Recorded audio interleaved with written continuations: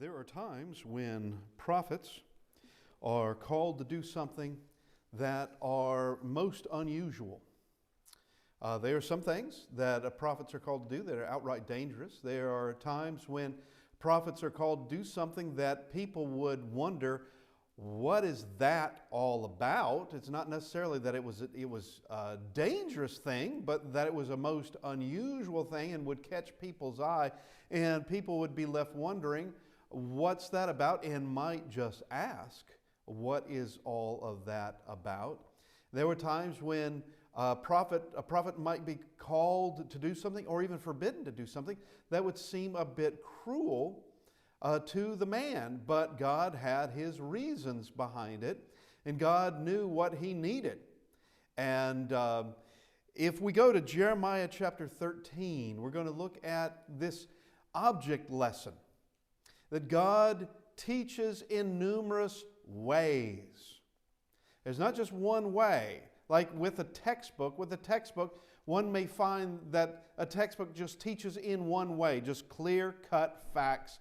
This A is true, B is true, and C is true, and that is it. With God, God is not of that sort. He teaches in a wide variety, including that of implication, and He can communicate through poetry, communicate through visions, communicate through, just cut and dry language, communicate through parables and proverbs, communicate also, teaching us also through object lessons. And that is what we have for Jeremiah in Jeremiah chapter 13. Jeremiah is called to do something very unusual. Very unusual. And some would try to scale it back as to God didn't really call him to do such a thing, or that this was a vision, or he really didn't go where he was called to go. And I don't know why you would think that. Simply because it's a long way to travel. If God calls him, it was a long way to travel to Nineveh. You think Jonah didn't go to Nineveh? It was a long way to travel from Egypt to Israel. You think they didn't do that? All right, so let's look. Jeremiah chapter 13 in verse 1. Here we have this object lesson, and God is going to teach by this means. Thus the Lord said to me, go and get yourself a linen sash and put it around your waist, but do not put it in water. Okay, this is the beginning of something. All right, God tells him directly, go get a linen sash. That means he's got to buy it. He's got to go and purchase one. Now, this is the sort of sash that a priest might wear, and Jeremiah is a priest, but there is, the priests would wear linen as opposed to wool. There's nothing wrong with wool, but wool is more of a coarse material. It's also a hot material. Linen would be something that would be easier on you and also nicer in appearance than wool would be. And he is called to go get yourself a linen sash. So this would be something that you would just wrap around your waist. And this, of course, would be something very new and at its prime. It couldn't look any better than what it does at this moment. And he tells him, you're going to wear it. So you're going to put it on. Now, I don't know Jeremiah's basic dress from day to day. I don't know if this would look natural with him wearing this with whatever else he wore. It doesn't really matter. But he has this very nice sash that he puts around his waist. And Jeremiah is known. He is known as being a prophet of God. Now, all of a sudden, the prophet of God has this sash. Obviously, he didn't have one before this, or that God wanted him to get a new one. But he tells him, go get yourself a sash. He doesn't say don't use any of your other ones. He says, go get yourself a sash, put it around your waist, but do not put it in water. Okay, so why would you put it in water? There are numerous things about this, and all coming from just what men think in this. That if it were washed, that it would become even more pliable or more of something. It just has a nicer texture to it. But here is this. It truly would have been untouched by water. All right. It would be also having. I don't know how long he's actually going to have this.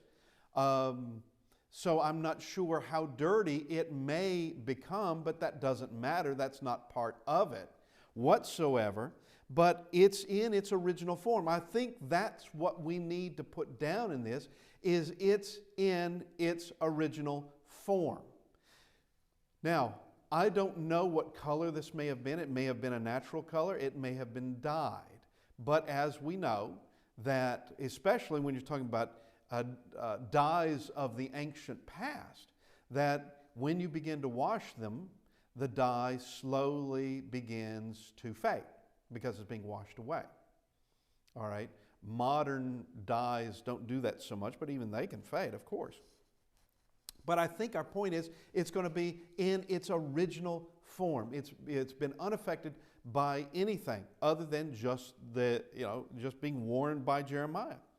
So here is an unusual request already. Get yourself a sash. You're going to wear the sash, and you're not going to put it in water at all, which evidently was something that would be expected to do. He's not going to do it.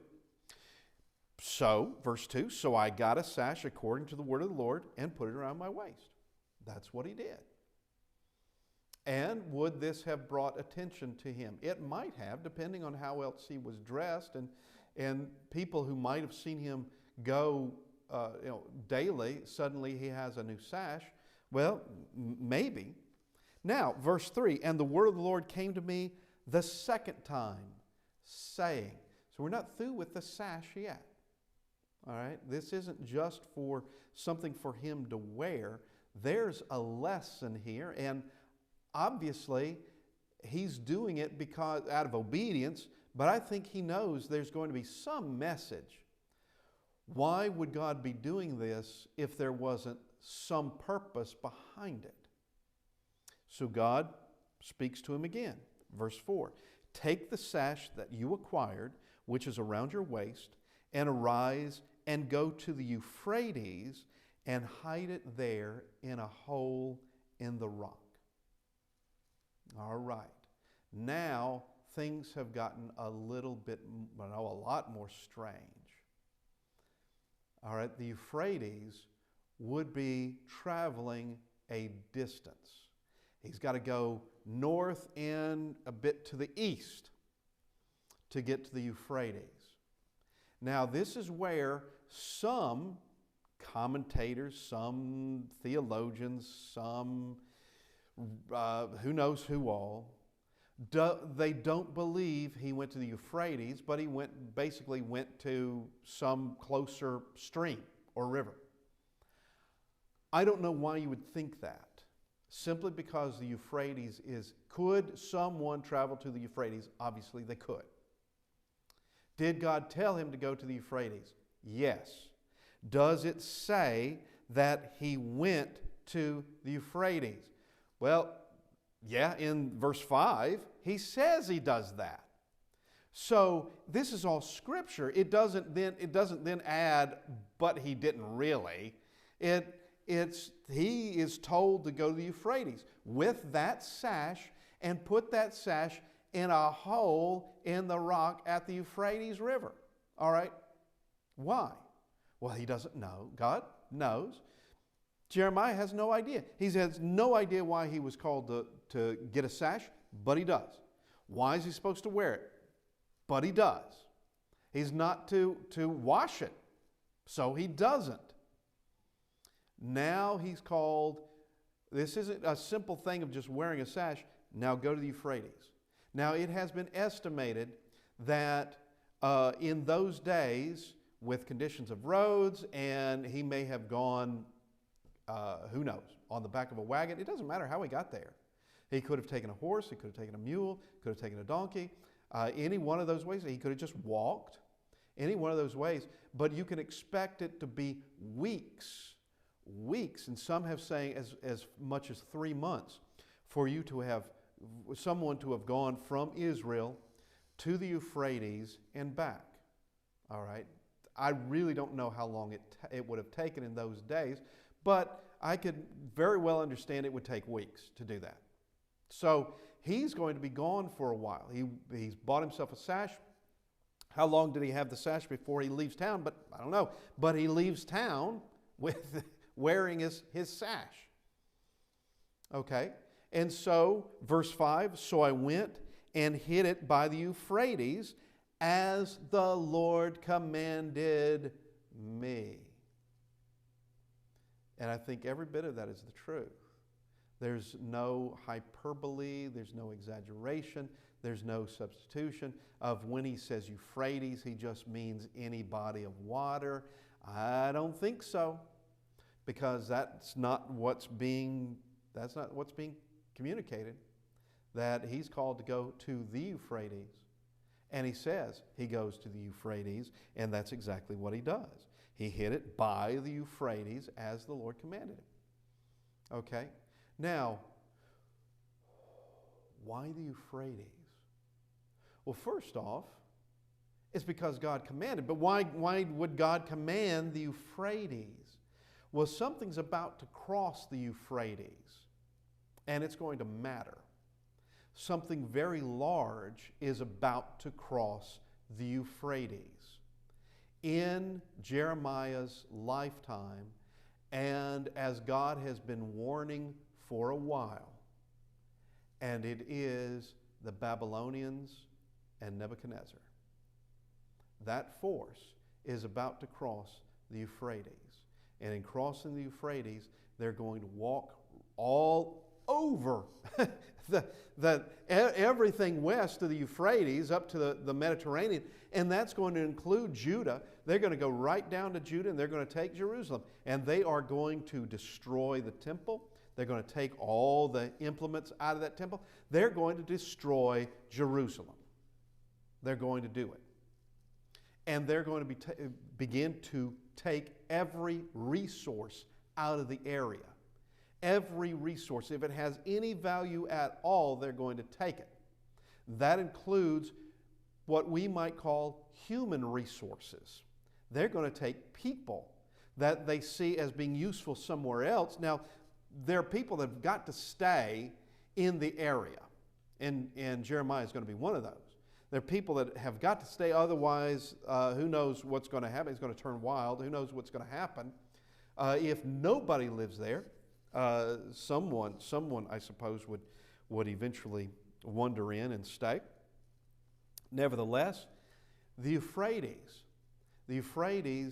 does have a meaning here, because that's where the invaders are coming. Now, he hides it next to the Euphrates, exactly as he said it. He says, by the Euphrates. Now, verse 6. Now it came to pass after many days. Now, when in verse 3, and the word of the Lord came to me a second time, he doesn't say after many days. So evidently it wasn't many days. But now it came to pass after many days that the Lord said to me, arise, go to the Euphrates, and take from there the sash which I commanded you to hide there. All right, well, that means he's gone home. Okay, it would take, part of that several weeks to get back home. And then how long does God wait? I think that probably after a good season, at least.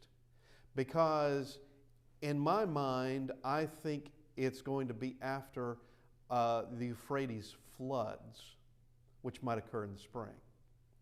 And then after many days, it may be, a year's time. But he just says, I can't say it was a year, but after many days. So Jeremiah's gone about he's returned home, he's gone about his business. What about the sash? I don't know. What about the sash? I guess we're not done yet because I don't have a message involved in it. There's no meaning behind it.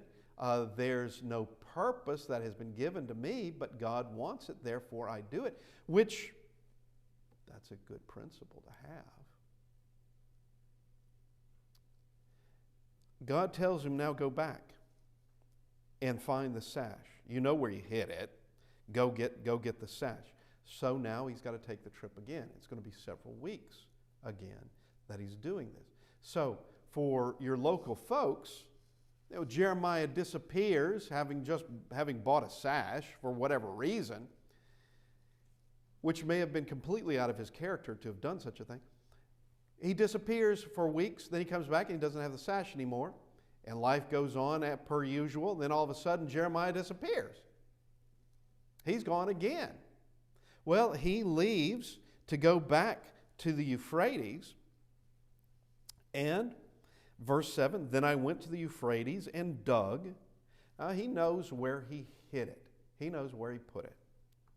And I took the sash from the place where I had hidden it, and there was the sash ruined. It was profitable for nothing. Now, I probably, more likely than not, you have seen like cloth or clothing or something of that sort that had been buried in mud, that it was constantly wet, that mud and dirt had buried it, and you bring this cloth out, and I mean, okay, you could wash it, but it's not worth anything. It's rotted, and it's just deteriorating is what it's doing. And this beautiful sash, as it would have been when he hid it there by the Euphrates, now it's completely ruined. The sash was the sash ruined. It was profitable for nothing. You wouldn't want to wear that now. And you'd think, well, that's a waste. All right, what was that all about? That was a waste. You make him go get this sash, and then you have him ruin the sash. But there's a lesson to be involved, and the lesson comes to us. There's a lesson, a serious lesson that goes to the people of Jerusalem and Judah. Very serious lesson.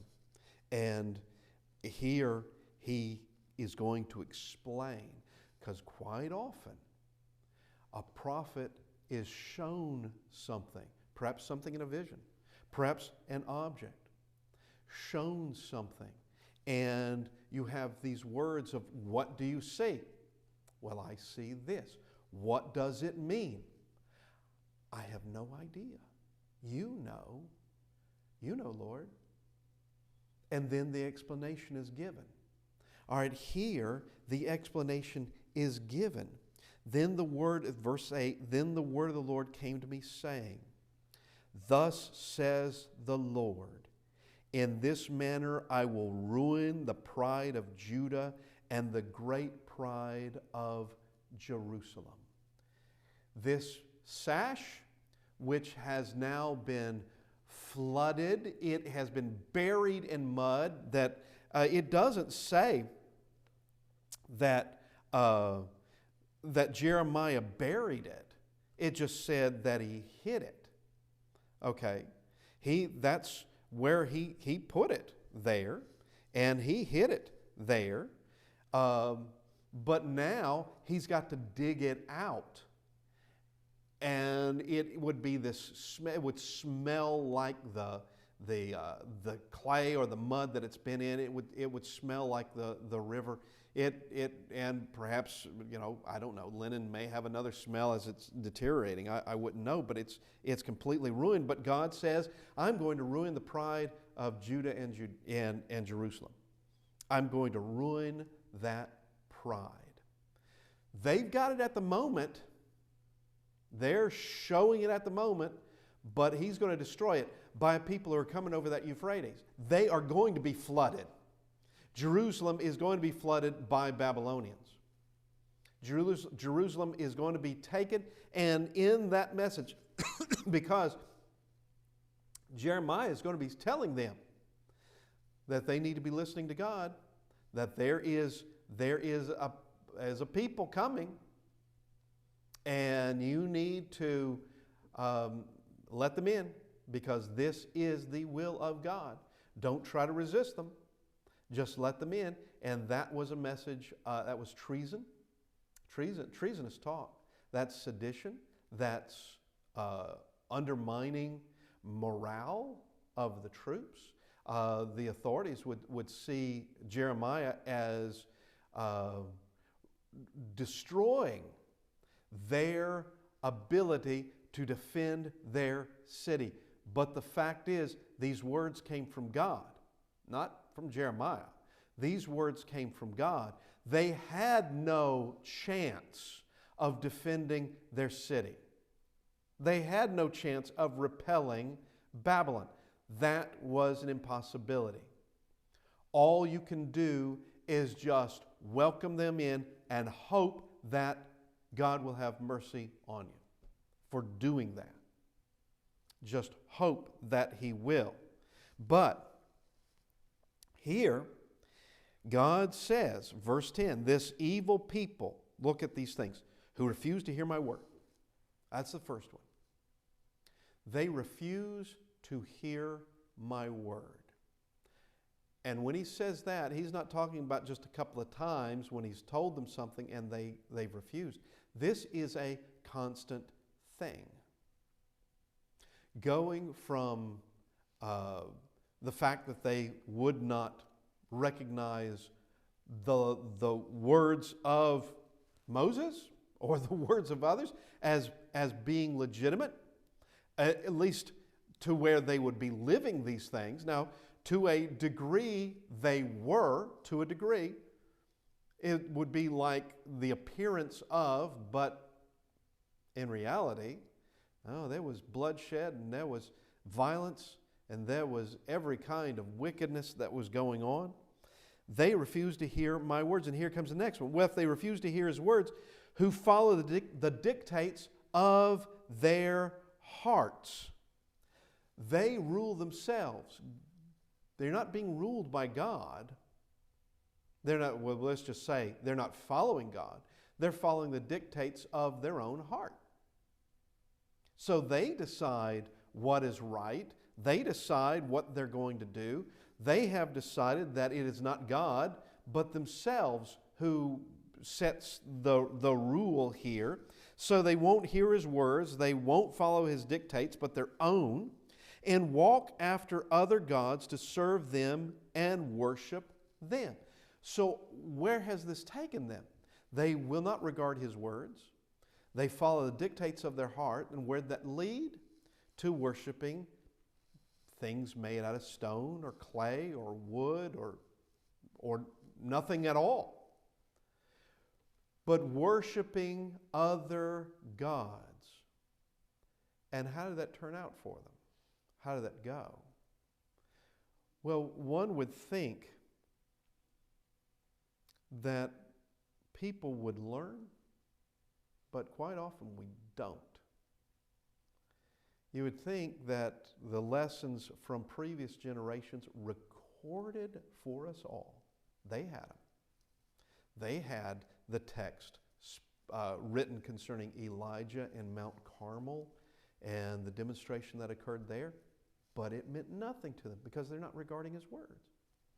They would have seen, or rather could have read the book of Exodus of how God destroyed the power of Egypt time and time again. And the gods of Egypt were, well, nothing. They couldn't stop it because they don't exist.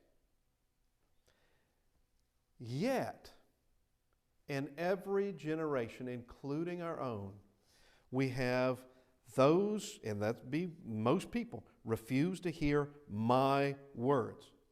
And that covers everything from the atheists to those who they believe themselves to be following his words, but in fact are picking and choosing the words they like. Well, that's what Jerusalem was doing.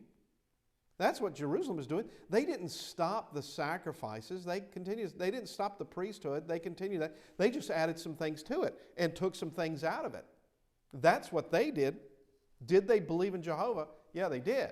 But it wasn't Jehovah only. It was Jehovah and the dictates of their own heart. It was Jehovah and these other things that they have brought in. Well, you think that doesn't happen today? It does. It may not be. It may not be some clay statue or figure of Baal.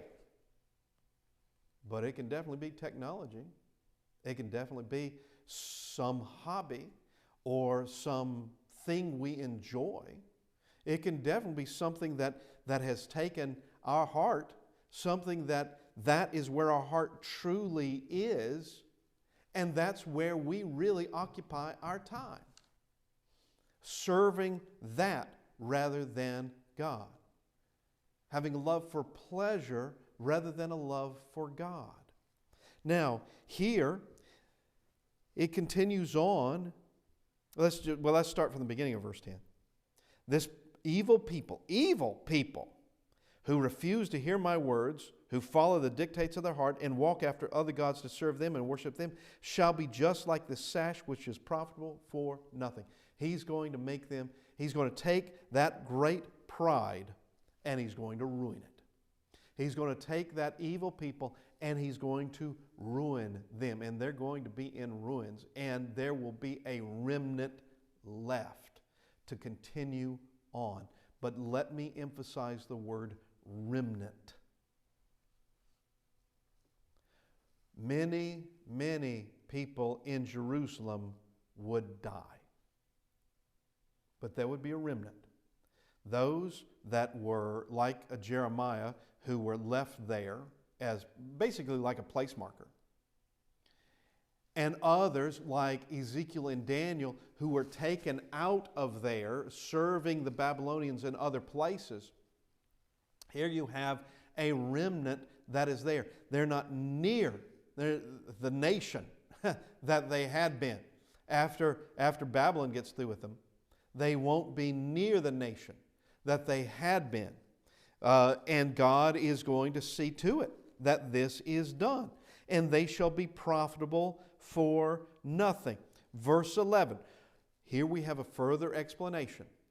For as the sash clings to the waist of a man, so I have caused the whole house of Israel and the whole house of Judah to cling to me. Going all the way back to Abraham. And then we get to Moses and Mount Sinai. And we have going from that of Joshua and the land promise being fulfilled. And let's just skip forward even more with that of David and then Solomon building the temple. This was to be a people that belongs to God. And they want to belong to Him. That's also part of it. They want to belong to Him. Now, throughout their history, that wasn't always the case. But here we've come to a point of where God is, He is really in the final preparations, and I'm using plural there, of getting ready for the Christ. Because things have got to change in Jerusalem and Judah. And of course Israel as well. Things have, of course they're already in the Assyrian captivity. That He is making preparations, and this is going to be through centuries, making preparations of changing the people and also changing the landscape in numerous ways. That the Babylonians are going to do one thing, then the Medes and the Persians are going to send them back home. And then with the Greeks coming in, that the Greeks are going to, in the Grecian world, well, not just in the Grecian world, but you have the Jews that have been spread out because of the dispersion, beginning with the Assyrians and with the Babylonians. You have this dispersion, and they're all over the place. And that is going to play a part in what's going to happen in the New Testament. And the Greeks are going to be spreading a language, Koine Greek, that's going to be the language of the New Testament. God is doing all these things to prep a people, because when Jesus is born, all right, they don't have idols in the temple anymore.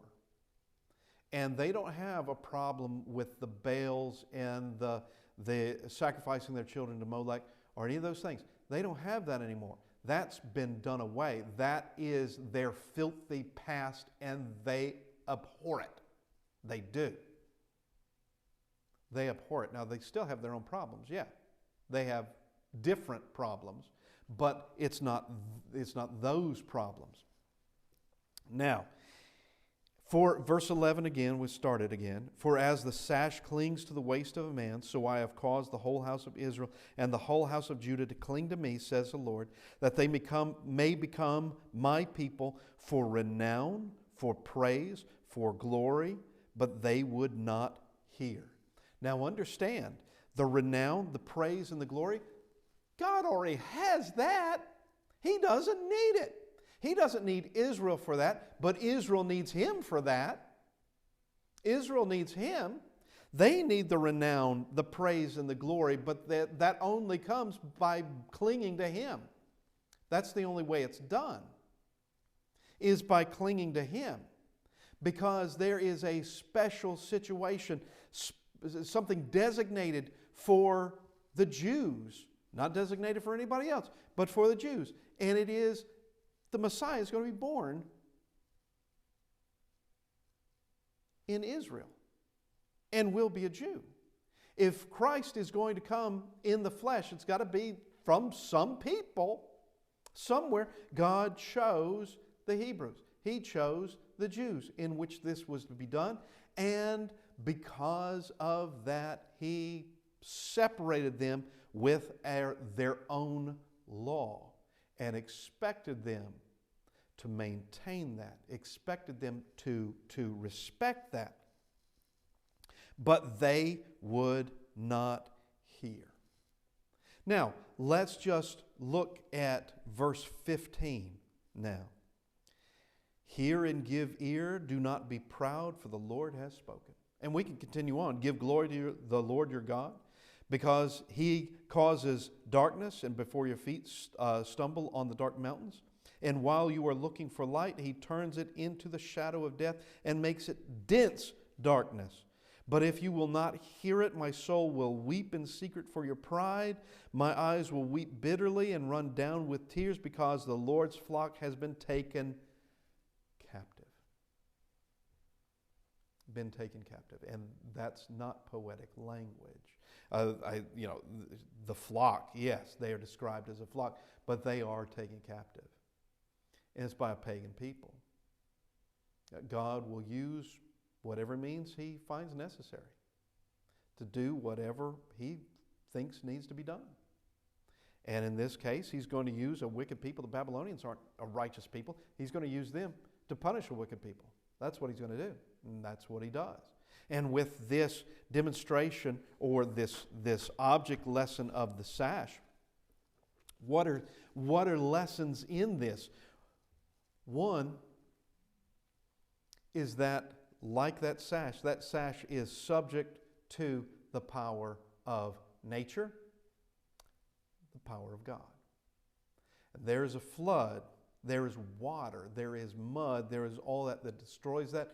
There's going to be a flood that destroys Jerusalem, but it's a different flood. It did cross the Euphrates.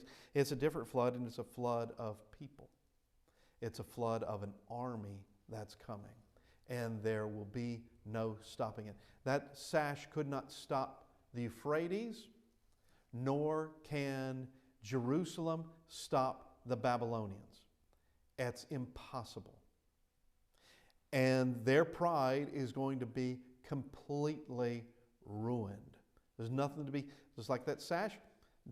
I doubt that Jeremiah went back home wearing that sash. I doubt it. It doesn't say that he did. It's worthless. If you could even piece it, you might have to knot it back together if you could. But the thing's falling apart. It's useless. And that's what that people, well, their pride is going to be destroyed. Their pride is going to be destroyed. And it's just another message that God is sending them. Those words are going to be read. That chapter 13 that we just read, the king of there in Jerusalem, that would have been read to him. But that wouldn't have been the only thing, obviously. But that chapter 13 ended up in his fire. It ended up being shredded and cast into his fire in that scroll. Now, how does this apply to us? Things really have not changed. We are now under the law of Christ. That has changed. But people can still disregard the words of God. We still have that ability. People can still follow the dictates of their heart.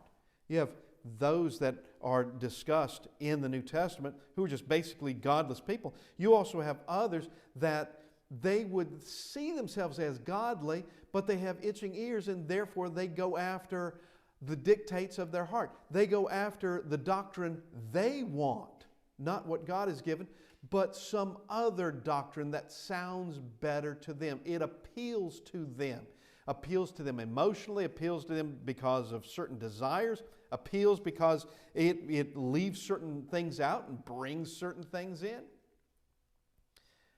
That hasn't changed. Matter of fact, the New Testament writers speak of those things in future form. That is, this is what people are going to be doing. And we see that being fulfilled. There's a lot of things in the Bible that we can just look around us and see, oh, that came to pass, didn't it? That came to pass.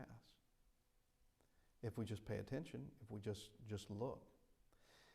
This evening we need to look at our own lives now. Judgment Day will arrive. Regardless of whether we're still here on the earth or we have passed on, all of us will be judged by Christ. We need to look at our lives and make the adjustments we need, because life has its ups and downs. And people also have their ups and downs. Nothing new. We can look at the people in the Bible and see the same thing. Times when they're very faithful and times when they're less so. Times when they're downcast. Times when they're discouraged. Times when everything is going great. God always helps us. And Christ is here for us. And we ask that if you need to respond to the invitation, if we can help you, we ask that you come as we stand and sing.